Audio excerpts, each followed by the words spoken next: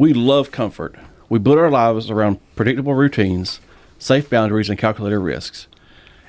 And when a storm hits our lives, our first instinct is to assume we must have taken a wrong turn somewhere. But what if the storm you're fighting right now isn't a sign that you're out of God's will, but proof that you are exactly where He wants to meet you? Today we're continuing our Jesus Encounter series by looking at one of the most famous water walks in history. Come on. Mm-hmm. We're unpacking Matthew 14 to discover what it actually looks like to live an out-of-the-boat life. And if you're tired of playing it safe and you're ready to trust Jesus with your absolute security, you pull up to the right table. I'm Bryan Evans. And I'm Rodney Thrift. And I'm Tim Bennett. This is DC Table Talk.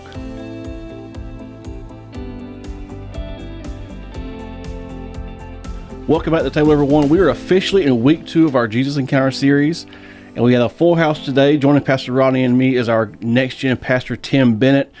Tim, welcome back to the table. Man, it's just been a couple weeks, but how are things going?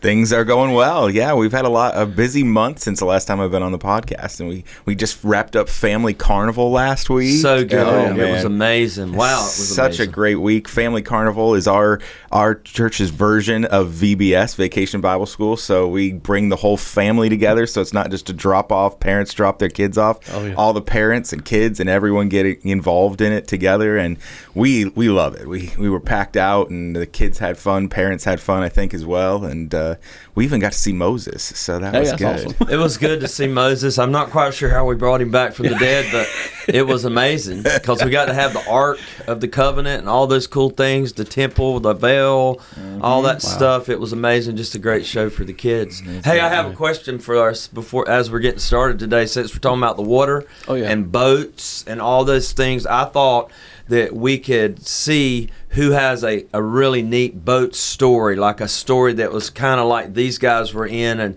as we're getting started. So I wanted to see if either one of you guys, I do have a story, but I wanted to hear from you guys first. Well, I don't know if you've ever, used to when we were up, we had lakes and we used to go tubing behind boats. And then there was this thing that they brought out called a knee board, which was kind of like surfing, but you're on your knees when you're strapped into it. And I was probably Jackson's age, maybe 9 or so. And I'm on this thing and I'm riding behind the boats, kind of like skis, but you're on your knees. And the rope came off and I fell, but the interesting part about the knee board is my feet are strapped into the thing and I've got a life jacket on, but I fell face first. Come on, that's what I like. I'm that like piece. I'm like bobbing back and up and Yes. down, and I can't get my legs out from the straps, but my life jacket is kind of keeping me up on top of the water, but I was stuck. But you didn't drown. I didn't drown because someone jumped in off the boat and was able to come over and take the straps off of my legs, and I was able to make it back. What about you, Bryan? Well, mine is, I guess mine's kind of a disaster because I decided, actually I've been dating for 5 years, and I thought a big thing, 5-year anniversary of dating, Emerald Princess Casino in Brunswick was a big thing at the time. And Nice. That's a big boat, Nice. brother. It's a big boat, and we're not really into the gambling thing. But I figured a nice evening on the water, have a nice meal. Sure. What could go wrong? What could go wrong? So we get on the boat, and apparently it was the down season because all we had was a hamburger and some fries. I'm like, okay, well, this is Hey, boy, that's a big date. this is fine. But then an hour into it, anniversary. an hour into this 4 or 5 hour little trip, actually gets violently seasick, and the whole rest of the trip is ruined. Like, she's trying to huddle up. I guess the Dramamine is not kicking in. Apparently, you're supposed to give it to her before she gets to the boat. I didn't realize that. So we're just hanging out, just trying to keep from making a mess everywhere. And she's getting sick, and I'm trying to enjoy it, and I'm saying never again. We'll never do this again. So that's the one and only time we've been on a boat together, and probably won't happen again. Wow.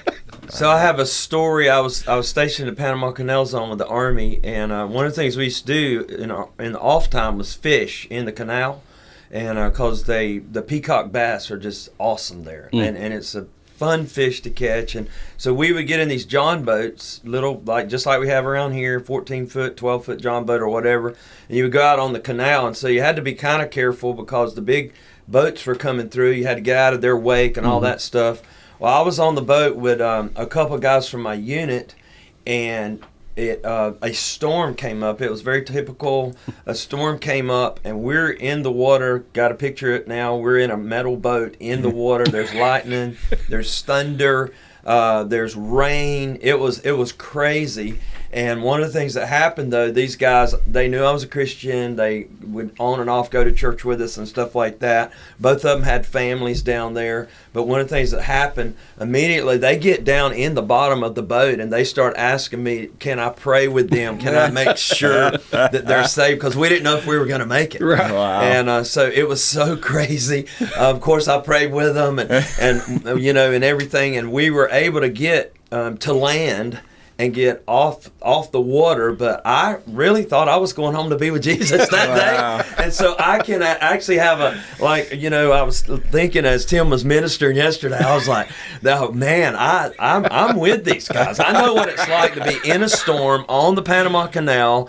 And because you think canal, and I don't know what you're thinking, but this thing is massive. There are parts of it that have enormous lakes in it, and of the canal, and it's gorgeous. But at the same time, trying to get a little John boat off the canal and into somewhere we could find cover was crazy. So I can definitely relate to the disciples as we're moving through. So anyway, I just thought it'd be a good way to kick off the podcast today. Oh, yeah, that's good.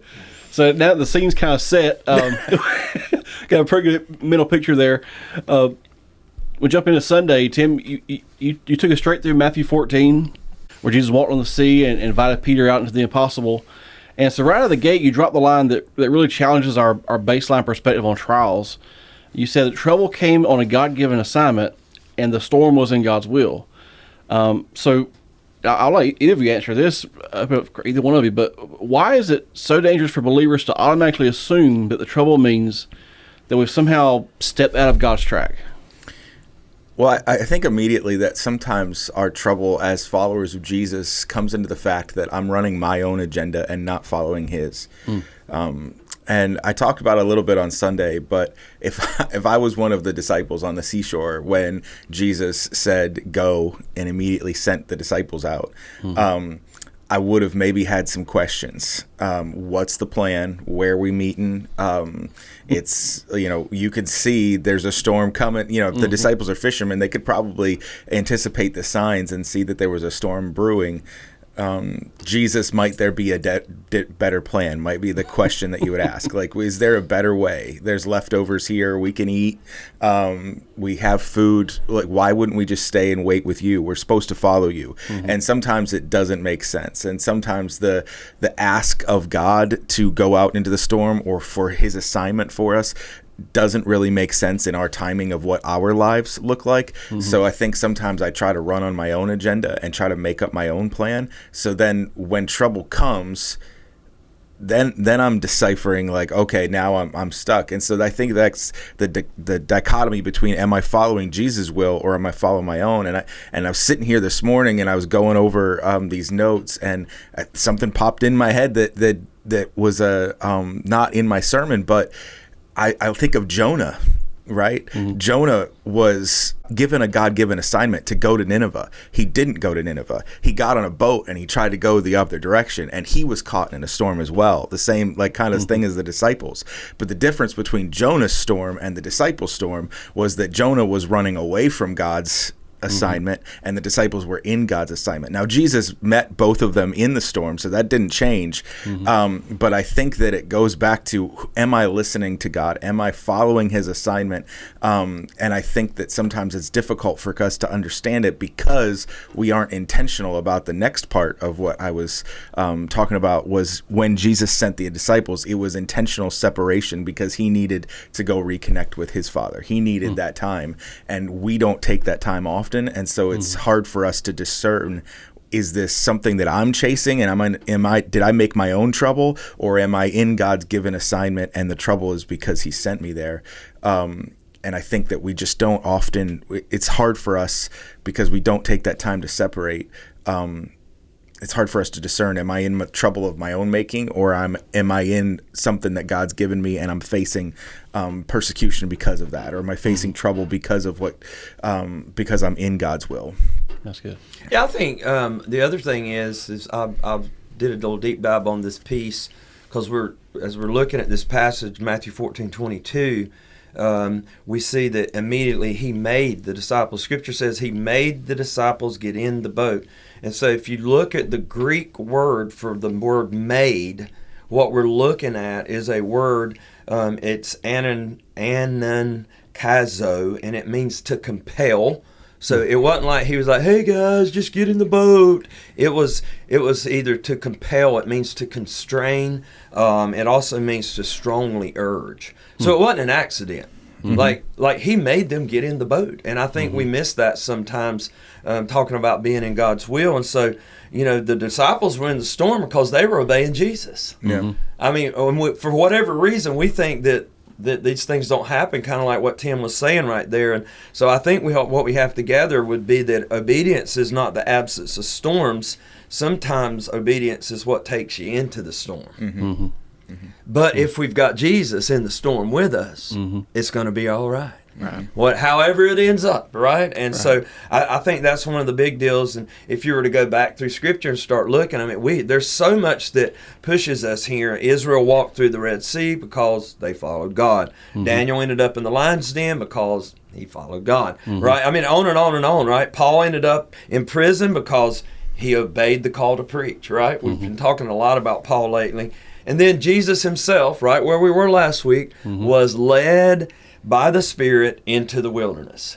So sometimes, like God's will, man, it leads through adversity, because adversity, and Tim said it many times yesterday, adversity produces maturity. So, just to kind of add on to what Tim's talking about right now. Well, yeah, and I think sometimes we look at this trouble and we look at it as a bad thing, but in the middle of this thing that we think is a bad thing came the fact that Peter and Jesus walked on water, right? Like Paul was in prison, but how many people did he get to lead to Christ through prison? How many letters, how many times did he take time to write letters to the churches that we have in Scripture because he was in prison? So Jesus is leading us to something that looks in our eyes like trouble, but he has something better planned in the middle of it. And so I think that we have this negative connotation about all of this stuff, and it's hard and it's difficult, but it doesn't mean it's not difficult. But if we flip our script around in our mind, we're here because Jesus has something for us. What is God doing in this? He sent me here. He sent me in this thing. It's hard, but let me pick my eyes up and look at what Jesus is trying to do in this situation. And I think the prayer piece is so big, and as Jesus was praying, in other words, Jesus was interceding for them. I mean, I don't know if it was for them or he was also, it was both, and maybe he had pulled away to be with the Father, but then there's that piece of looking out, and he knows the storm's there. And so in my heart, knowing Jesus, I think he was interceding. Hebrews, right, 7:25 tells us very clearly that Christ is at the Father's right hand, always living to make intercession for us. And so there's so much going on here. We said it before the show started, right? I mean, we could just teach this all year long, the rest of the year, nonstop out of this one piece. There's so much going on. I love that this takes us all the way back really to the Forge series too, because there's a lot of similar elements in that. Where if you're going through something, you're being forged and prepared for something, and this was a good opportunity for a wake up call for disciples to say, "Hey, Jesus can do what he says he can do.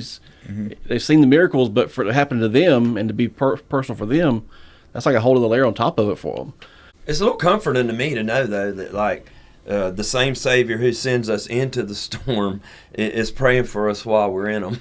Oh yeah, that's right. That's a comforting piece. Well, that was something cool that I learned this week. Actually, sometimes when I don't know if you do this, but when I'm preaching on a specific passage that's fairly familiar, sometimes I'll go and I'll watch other pastors that have preached on it, or like to watch other sermons.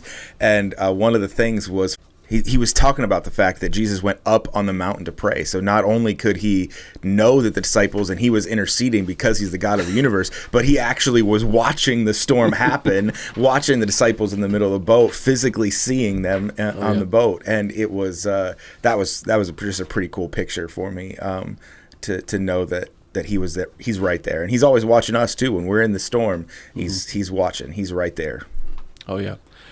So speaking of, I know there's probably, looking at your notes, you had a lot to cover. You had, I think, 8 points to go through to get through with not enough time. So what's something maybe even since Sunday, but this past week when you're studying, what's something that really came to light that you didn't have time to get to, or maybe you want to get a little deeper into something? What's something you want to share, but you just didn't get a chance to get to it?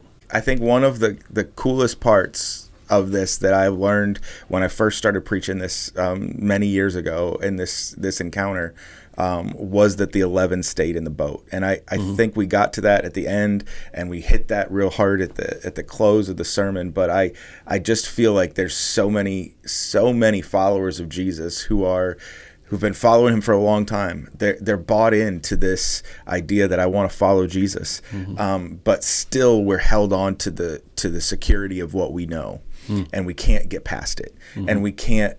We're Christians who follow Jesus, but maybe my career is off because that's what keeps me secure. That's what provides, right? Like if Jesus asked me to walk away from that, I don't know that I would, right? Like we're in this thing with Jesus, but we're still surrounded by comfort. We're still surrounded by the things that we know are kind of our escape hatch. Like the following Jesus is a nice thing to do on Sundays. It's a nice thing to do in my life. It's a great thing, and I want to be around him, but I'm not sold out. Like I'm not out. I don't trust him alone for my security. And when we see people that are full of faith doing amazing things, even in our world today, there's people that you can see that are doing amazing things, like Peter walking on the water, right? Like, and we look at them, and we're looking at them from the boat, and we're like, how do they do that? It's amazing that they get to do all that stuff. And I can imagine the 11 disciples were like, man, I wish I could walk on water. Like, I wish that's cool. Like, there's probably some of them who were scared, but there's probably some of them who are a little jealous. I wonder when is my opportunity to walk on water? Well, it was right then, right? Like it was there. Step out of the boat, ask Jesus for it, ask Jesus for the impossible. And I think we get just so crippled by our security of what we know in our culture that we're a lot of us, the majority of us, are like the other 11 in the boat, maybe unwilling or don't know that we can ask to, or maybe even scared. What is he going to ask? What is his response going to be? If I ask him to come, is he going to say come? If I ask him to step out of the boat, is he going to say yes? And then I'm going to actually have to take the step. And we're maybe a little nervous for that. So I think that piece of it where the 11 were sitting in there would have been something that, I think that's something that we miss a lot, that all of them could have got out of the boat and walked to the other side. I thought the way you kicked it off would be another piece that I know you didn't have time to go into. When we're talking about feeding the 5,000, well, John's gospel records it a little different, and of course it was a different vantage point. The crowd wanted to make Jesus king because he could meet their physical needs, and then what we see in John's gospel was almost like an immediate withdrawal. Jesus withdrew. He withdrew from them, and I think the reason he withdrew had a lot to do, because we're talking about miracles versus the Messiah, right? Because they wanted his bread but not his lordship. And I think we're the same people, right? I'm the same person. We're the same people. And so basically what happens is, like, we are pursuing Jesus primarily for what he can provide rather than who he is. We see that a lot in this culture, with how, with people coming to Christ, all kinds of things. And so just knowing that. And so I think one of the things that we could see here is that the greatest miracle isn't multiplication of bread, but the greatest miracle is reconciliation to God. And making him Lord of all. As we're looking at this, because it is a big deal. I love how he used the little boy. I love all those pieces, but I think we have to get to a place where we can say, if Jesus never performed another miracle for me, the cross and the empty tomb are already enough. That's right. And I mean, that's not easy for any of us in this right here on the podcast, and I know that, and our families. But man, if we can get to that point, I think we could see that. And I believe he was after that. And then the other piece is that fourth watch thing. You brought that out, man. Yeah. That was so powerful. I don't know if you had something on that, but I was like, wow, this is so good. 3 o'clock a.m. to 6 o'clock a.m. And I do a lot of running at these crazy hours, and so I know what it's like, around this city at that time. And I don't recommend everybody going out there, but there's crazy stuff going on in those hours, so I can't fathom. I know what it's like to run 24 hours in a race, and I know what the hardest hours are, and it's typically right in here, somewhere between that 12 o'clock a.m. and the 6 o'clock a.m., but this was that 3 to 6, tough hours, period, as a human being, and then to have, they were exhausted. There was so much going on there. I would love to just do a full open deal on that one piece, knowing that fourth watch piece. Man, thanks for bringing that out, and there's such clarity there.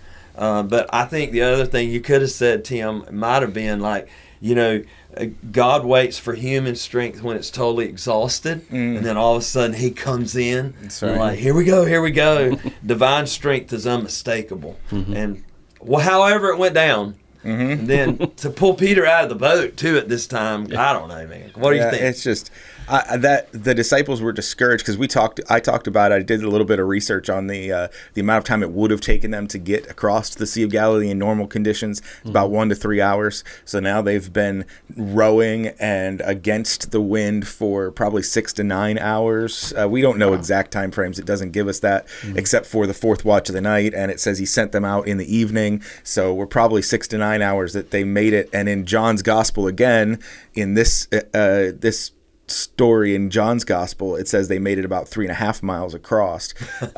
So they've only gone halfway in 3 times as long as it should have taken them to go across. And I'm sure that they were blaming each other. I'm sure that they were frustrated. I'm sure that they were exhausted and discouraged. And the one thing that I brought out in an earlier sermon was I think the church sometimes gets like that. We're not fighting together. We're fighting against each other, and we're not unified. The churches aren't unified. We're struggling. We're in this storm where the culture's against us. It looks like a dark hour. It looks like we're struggling as a big seat, like the whole church. We're struggling, and the culture's against us, and it's getting darker. And instead of getting on our knees together and praying for Jesus to show up in the storm, we're fighting each other. We're talking against each other. And we're like, hey, you should be doing this, or you shouldn't be doing this. And I can imagine the disciples were in that same way. You should be rowing more. You should be bailing out if we don't fix this hole, we're all going to sink. Different things like that where they had different plans. And so that was exhaustion, tired, and that's right where Jesus wants to meet you. And I know you and I talked before too, Tim, on the other guys. I mean, you brought it out in the message, but the 11 in the boat, like, we're such critics anyway. We criticize Peter for sinking, but the 11 never got wet. Well, they did get wet. Yeah, they did. Storm, there was a storm, and there was stuff. But I just think about the other guys. And you and I talked about it yesterday morning some too. But I'm like, what? Like, these guys, they never got out of the boat. Everybody could have walked on water, man. And Peter failed while obeying Jesus. That's right. I don't know what these other cats are doing, right? I'm not sure quite what was going on, and I don't know, man. And so they just succeeded at staying comfortable, maybe, even though they were tired and mad and mean and hangry and all the other things that go on with this kind of exertion. Yeah, that was happening. I think that it's such a cool picture of our life right now in this church age that we live in. Jesus is coming back for His church at some point, right? Jesus is coming back for all the Christians. Everyone in the boat got to be with Jesus when He came back, but Peter got to live with Jesus in the waves. And there are some Christians right now, we're waiting for Jesus to return. We're waiting for Him to come and get His bride. And there's some Christians who are just sitting in the boat waiting for that to happen. And they will be with Jesus. That's right. Disciples were with Jesus. However, they're going to miss this moment right now that we have in this church age to step out of the boat and walk among the waves with Jesus. Oh, yeah. And I just want to urge people, just get out of the boat, just take a step and follow Jesus right now. We have this opportunity, and this is only going to be our opportunity right now. When Jesus comes back, we're with Him forever, and that's going to be fantastic. That's going to be excellent. But right now, we have an opportunity to walk among the waves right now in our church age. Yes, I mean, with Peter especially, but the greatest failure, it wasn't sinking for any of us. It's never stepping out. That's right. That's like, we don't step out. That's how you closed yesterday. That was how you charged us, over and over and over again. Just so powerful. But wow, there's so much here, man. Wow, we could go hours. We could go on and on with that. So let's look at that moment for a minute. Since we're here right now, where Peter began to sink, and Tim, you pointed out in your message that the environment didn't change, the waves didn't suddenly get higher. What changed was his focus. The enemy used distraction to turn his focus into the battlefield. So instead of Peter focused on Jesus and focused on just getting to him, he looked around then and saw, oh, there's waves. There's hundreds of feet probably below me of water, and the boat's way back there. The core of this grace message here is that Peter cried out. Jesus rescued him immediately without a lecture. For the person listening who feels like they're going under, they're paralyzed by shame or guilt or fear like we're talking about here, how do they practically stop trying to stay afloat on their own, and they just reach out and extend a hand? Yeah. So the Bible says in many times that we do not wrestle against flesh and blood. We wrestle against principalities, against spiritual forces of wickedness in heavenly places, right? Mm-hmm. And then in Ephesians 6, it says, put on the whole armor of God, because you're in a battle. But the battle is not against flesh and blood. The battle is against our mind. Our battle is in the spiritual is the battle. Mm-hmm. And we have to put on the armor. We have to know that the focus of our life, our focus, what we're focused on is the battlefield. Our mind is the battlefield. And that's why we put on the armor. That's why we focus on Jesus. That's why we lay aside the weight and the sin that so easily entangles us and run to Jesus, right? The whole Bible comes together and tell us all these things from all different ways. But then in the moment when you're sinking, our instincts tend to kick in. And that's where Peter was like, I'm now on my own strength, and he's sinking. So the practical thing is to realize, and I brought this out in the sermon, but is to realize that we were never able to walk on our own. It was always because of Jesus. And I think that we tend to get into this place of this cycle of guilt and shame and failure because we feel like we've let Jesus down and we've messed up again and we're starting to sink. And the whole time we were on the water, we weren't there because of our strength. And I've walked with Jesus for a long time, and I get into this habit of thinking that it's because of me and it's because of my good choices. It's what I do and it's how I act, and I can do it. And then I fail, and then I start to sink. And rather than cry out to Jesus in that moment, because I've thought that I can do this thing, I can choose grace, I can choose forgiveness, I can choose joy on my own, I can have peace in my life.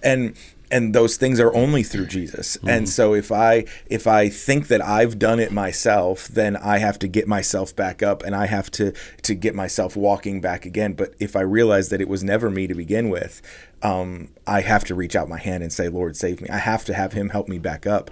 And until we get to that moment that realizes that it's always been about Jesus and it's not about us, we're still going to try to fix it ourselves. I'm going to try to fix my life with Christ myself. I'm just going to try to work harder. I'm going to be more disciplined. I'm going to do this thing myself. And I'm going to, and to everybody else, it might look like I'm walking on water, but I'm not, because I'm just doing the actions until my heart says, I have to have Jesus. He's the only one that's going to allow me to do these things.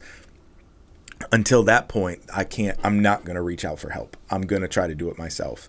And there's just, once again, so many believers that are failing in the guilt and shame. They're sinking, and they're trying to get themselves back up on their own.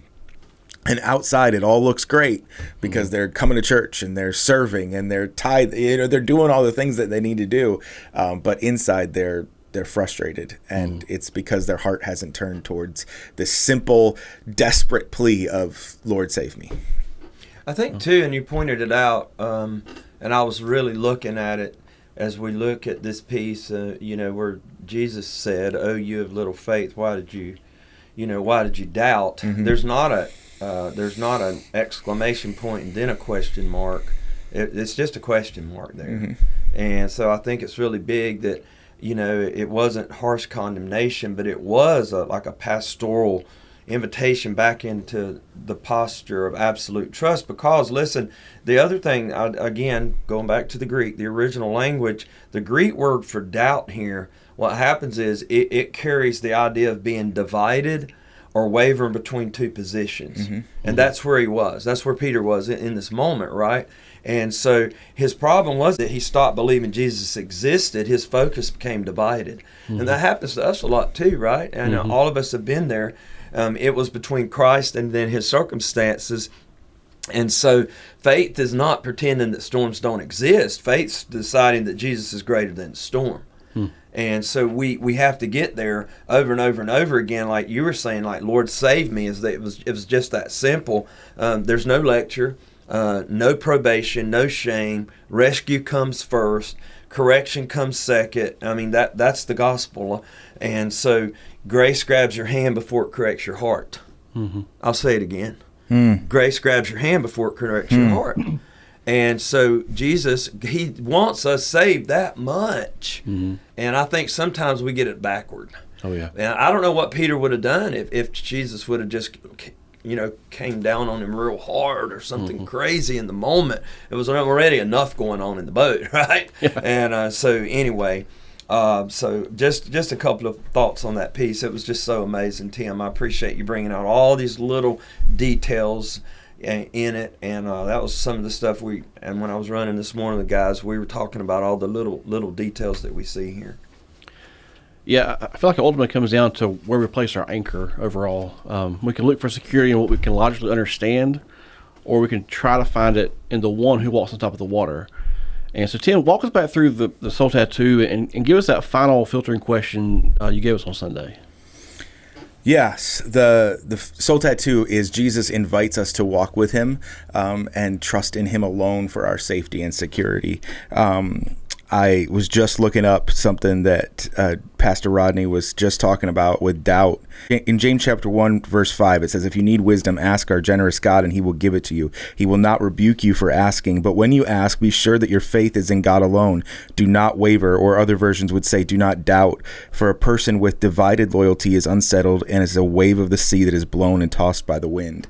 So here in James, again, we see the same thing played out. Peter asked first, with all faith, no doubting, and then the distractions came, and that same thought of doubt comes back up in James that says an unwavered mind, not focused, not on him alone for our safety and security, an unwavered, not focused on Jesus alone mind is gonna sink.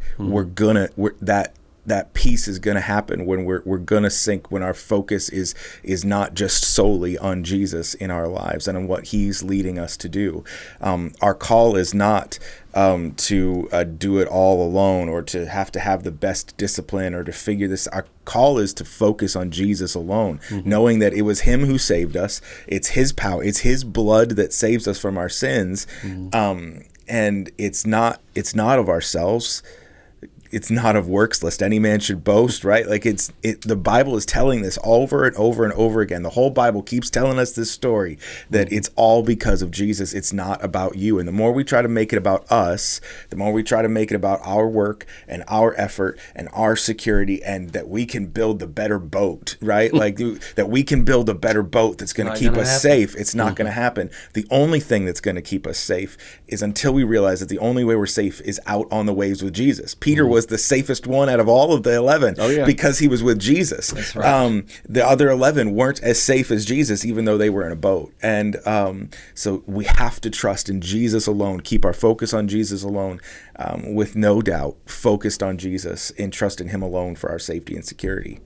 I think the other thing that happens, and we've talked a lot about this, talked about it last week too, but walking on the sea reveals Jesus' identity.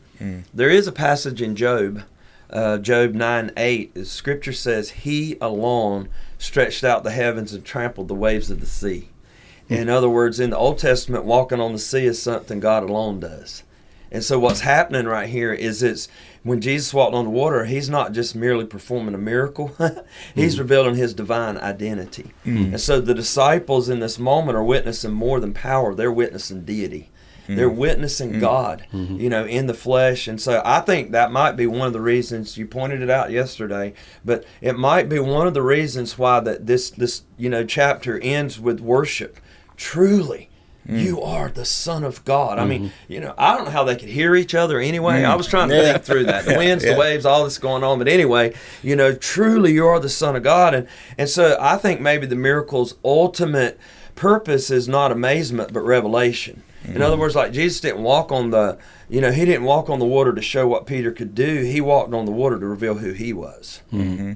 All this is going on at the same time. Oh, yeah. That's why the scripture is so powerful, and there's so much there. And so I think it's just a good way to think about that. I love the fact that they worship, though. That's right. You brought it out. That's right. They worship so powerful. Oh, that's so good. So if you're listening to this and you're ready to stop watching from the sidelines and finally like Tim said, step out of your comfort zone, step out into the waves. Make sure to subscribe to DC Table Talk on YouTube, Spotify, or Apple Podcasts, and maybe share this episode with somebody that you know needs to know that Jesus catches us without shame, without a lecture. He's just there for us to pull us back up onto the waves. And so, Tim, it's been so good to have you back on the podcast. Thank you. It's been great to be here. It's always good every time you get a chance. We could be here for 2 or 3 hours just talking about this one chapter. It'd be so incredible. So, Pastor Rod, any final thoughts, and then take us out of here. Oh, just I want to just affirm what Tim's already said. I think most people think the safest place is inside the boat, but the safest place in the world is wherever Jesus says come. Yeah. It's wherever Jesus says come. Oh, yeah. And so with that, definitely remember an encounter with Jesus changes everything. And just to pull up a chair, there's always room at the table. Sunday starts the conversation, but right here is where it continues, and we will see you next time.